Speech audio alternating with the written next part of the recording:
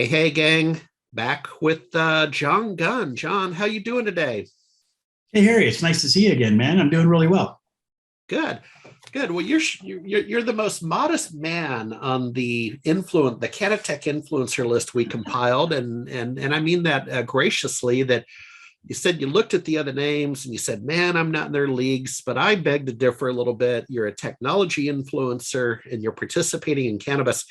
So we're going to play a simple game. What's your story? How did you get to be an authority in technology, and how did you get a touch point in cannabis? Okay, that's actually a great way to approach it. So, I've been in technology my whole life. I mean, I got interested in it in like seventh grade, and by the time I was in ninth grade, I was in a computer computer club. There were six of us, and I was the only guy. It was kind of weird. So I've been in technology for a long time, and I went to school and I studied technology in a business college, and ended up going into preparing tax forms. And from there, I continued to evolve. And during the dot com era, I worked in emerging technologies, and I Okay. worked in there for quite a while. Eventually, I ended up landing as IoT developed in the IoT industry, which is where my business today, IoTgroup.io, is a Sure. technology company around IoT technologies. And so, with all the kind of different backgrounds that I've had, has combined to really kind of view process and how the world works and technology and how it influences it. And then, as cannabis became a legal place to go, and I wanted to get involved in it, the best fit that I saw was around IoT technology.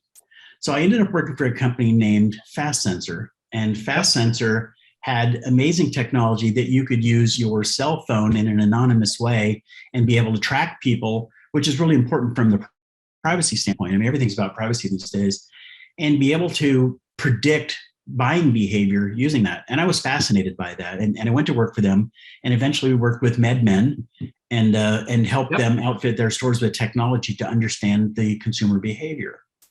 And that was kind of a game changer because they actually learned some things about the business that they didn't know. Like, they didn't understand why tinctures weren't selling. We were able to tell them that.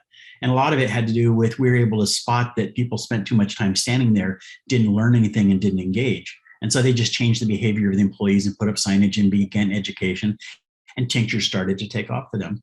So continuing on with that, I ended up working in IoT around other tracking technologies, and some of which are really quite important. We have technologies that you can use for agriculture that will tell you what the moisture is, what kind of chemicals you have in it, which plays very well into the grow side of cannabis.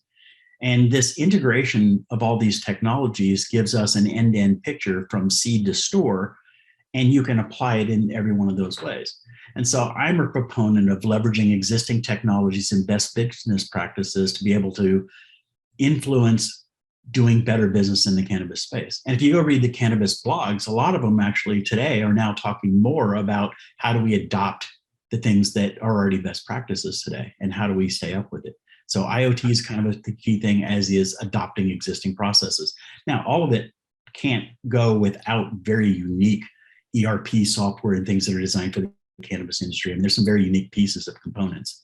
But surprisingly, there's just a big chunk of technology that actually plays really well into the It overall picture does. that makes sense. So It does that it help? does. Yeah, it does, and it reminds me of, by analogy, when I first started getting my head into the IoT conversation. BlackBerry was a phone. BlackBerry was a thing. Yeah, yes, it was. They actually still are a server system, by the way.